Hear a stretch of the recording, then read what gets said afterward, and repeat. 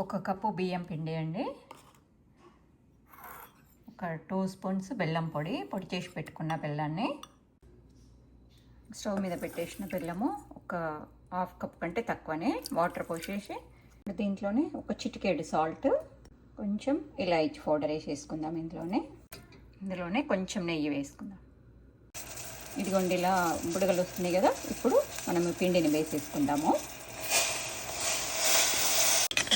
ఇలా కలిపేసుకోవాలి. పిండి ఒక బౌల్లో వేసేసుకుందాము.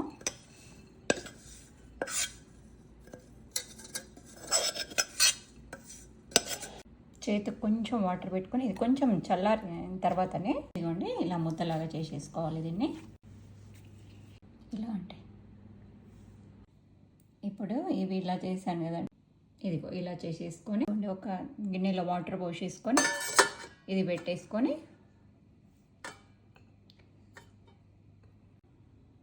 ఇప్పుడు స్టవ్ వెలిగించేసుకొని ఇవి ఆవిరిపైన ఉడికిద్దాం.